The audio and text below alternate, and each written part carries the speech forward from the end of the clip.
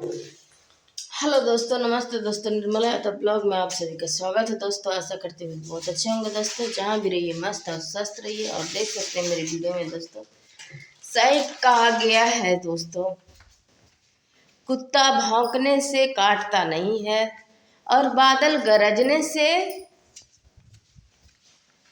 बारिश होता नहीं है। ठीक ना। कुत्ता को भौंकने से कुत्ता काटता नहीं है और बादल गरजने से बारिश होती नहीं है। तो मैं आपको बता दूं दोस्तों, इतने लोग एक दूसरे पे बरस रहे हैं, एक दूसरे पे यूट्यूबर लोग गंध मचाए हुए हैं दोस्तों, एकदम गंध मचाए हुए। क्या कहें हम आप लोग को कि क्या कर रहे हैं यूट्यूबर लोग। अरे यूट्यूबर हो तुम लोग, एक दूसरे से झगड़ा क्यों कर रहे हो?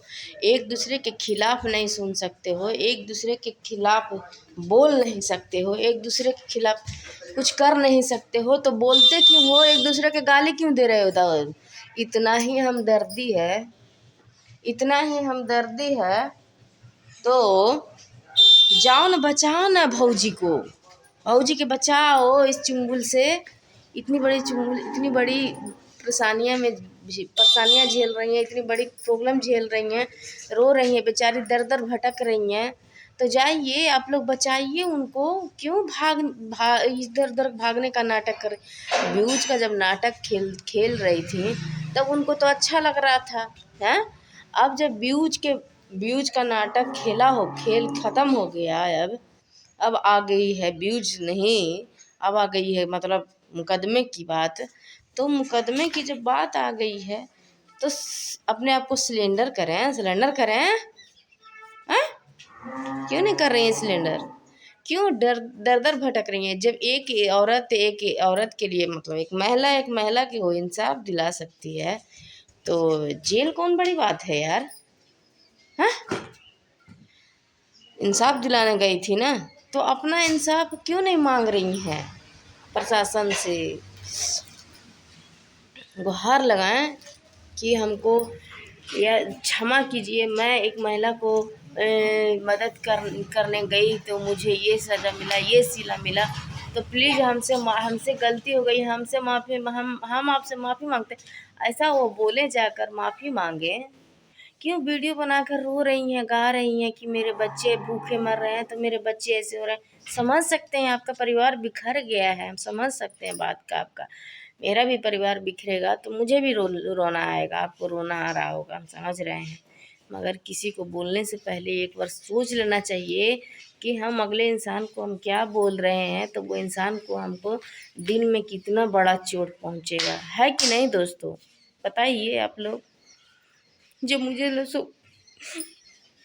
जो मुझे सब गालियां दे रहे हैं दोस्तों, एक वीडियो तो बना दी फौजी के खिलाफ, तो लोग मुझे गाली दे रहे हैं। बताइए कि तुम ऐसी हो, वैसी हो, वो है तो भौजी के क्या जानती हो? अरे भौजी को मैं नहीं जानती थी, मगर मैं जान गई दोस्तों जब उसने बोली कि क्या बोलते हैं उसको, बूढ़ घोड़े लाल लगाम। बताइए दोस्तों, दिल से नहीं लगेगा?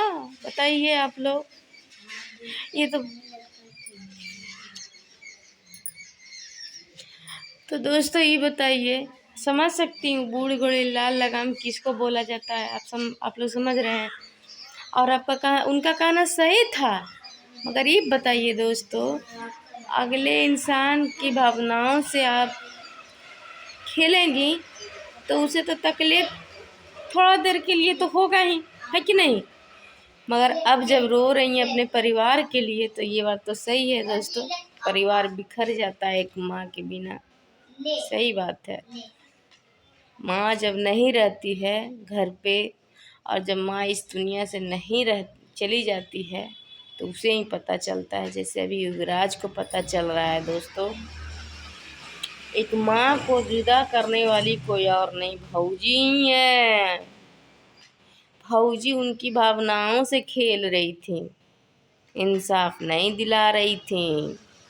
समझे दोस्तों? मैं भी वीडियो देखी हूँ, एक एक पल का खबर। जब से मालती चौहान के केस हुआ, ऐसा कि ऐसा हो गया है कि वो शादी कर ली है, उसके साथ उसका पति गेम खेल रहा है, उसका और भी कितने साथी लोग हैं विष्णुराज के उसके। मैं भी एक एक वीडियो छानबीन के, मेरे पति मुझे मेरे ऊपर गुस्सा होते हैं दोस्तों। मैं उन लोग के बारे में वीडियो देखती हूँ तो कहते हैं कि फालतू लोग का वीडियो मत देखा करो और फालतू कमेंट, फालतू वीडियो मत बनाया करो। समझ गए दोस्तों। मेरे भी हस्बैंड गुस्सा करते हैं और ये बात ये समझाते होंगे महादेव जी भी भौजी को, पर भौजी ये नहीं बात समझी। आज बुझा रहा है भौजी को नहीं समझने का नतीजा। तो दोस्तों गोड़ लगती हूँ और माफ़ी मांगती हूँ कि भौजी के खिलाफ ऐसा कुछ नहीं बोलने का मेरा इरादा था। समझ गए दोस्तों, मगर क्या करूँ, कहते हैं ना लोग दोस्तों, पुरानी बातें ये थोड़ा ना बहुत कभी न कभी दिल से लग जाता है और चुभता भी है बातें उस पर दिल में। तो ये बात गुजरेगा आपके ऊपर ना तब। हाँ, ऐसे सब्सक्राइबर लोग होंगे जिनके ऊपर गुजरा होगा ये बात, तो लोग बोलती होंगी वही सेम टू सेम मेरे साथ हुआ है दोस्तों। तो इस बात को गलत मत आप लोग कमेंट कीजिए मेरे ऊपर कि मैं ऐसी हूँ वैसी हूँ। मैं किसके देखा देखी वीडियो बना रही हूँ। ये तुम कौन होती हो बोलने वाली, बताओ तुम कौन होती हो बोलने वाली? तुम मेरी माई हो, मेरी नानी हो, मेरी दादी हो, कौन हो तुम? कोई हो बताओ? तो कान खोल के सुन लो। तुम्हारे को भौजी ऐसे बोली होती, कुछ भी ऐसा बात, कुछ भी हमारा छोड़ दो, हम बूढ़ी हैं, हम जवान हैं। हाँ, ये एक्टिंग करने का भूत सवार तुम मुझे सिखाओगी कि कौन, मतलब किसके देखा देखी हुआ है? हैं तुम बताओगी? कन्हैया जी और सालू जी और कौशल जी और रजनी जी, अरे तुम क्या जानो। मुझे एक्टिंग का शौक़ ना बचपन से ही था और मैं इसके लिए अपने भैया से और भाभी से 4 बातें सुनती थी मैं। समझ गए तुम लोग। टीवी मोबाइल हर चीज़ के लिए मैं सुनती थी, 4 बातें देखती थी मैं और एक्टिंग भी करती थी। तो लोग कहते थे ना, भैया लोग भाभी लोग कहते थे ये ना एक्टिंग के कीड़ा बनेगी और ये इसको पढ़ाई वढ़ाई में मन नहीं लगता है, ये बस किसको टीवी देखने में मन लगता है, ऐसे बोलते थे सब लोग। समझ गई तुम लोग। तो तुम हमको ना सिखाओ मत कि हम किसके देखा देखी हम मतलब वीडियो बनाना सीखना। हमको ये सब सोशल मीडिया शुरू से ही अच्छा लगता था। मैं टीवी देखने में थकती नहीं थी दोस्तों, सही बता रही हूँ कि मैं टीवी देखना बैठती थी ना तो मैं थकती नहीं थी। हर एक जितने धारावाहिक थी, जो मेरी दोस्त मेरे आसपास सब पूछती थी हमसे कि निर्मला अस ये क्या बोलते हैं, सपने सुहाने लड़कपन की धारावाहिक हो गई, फिर घर घर की कहानियाँ, कसौटी ज़िंदगी की, बहुत ऐसे पुराने धारावाहिक हैं जो मैं देखती थी और मैं सब लोग को बताती थी कि रियलिटी में क्या होता था, उन लोग के साथ क्या हुआ, उसके साथ क्या नहीं हुआ, उसके साथ वो क्या किया वो क्या नहीं किया, आज क्या हुआ आज क्या नहीं हुआ। मैं सारी कहानियाँ बताती थी उन लोग को और बताते हुए मुझे अच्छा भी लगता था दोस्तों।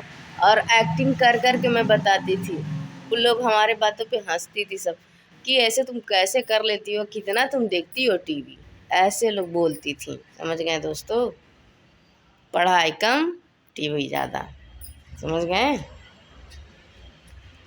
तो आप लोग कह रहे हैं कि कमेंट में कि सालू के देखा देखी, कन्हैया के देखा देखी और रजनी और कौशल जी कितने, नहीं ऐसा कुछ बात नहीं है।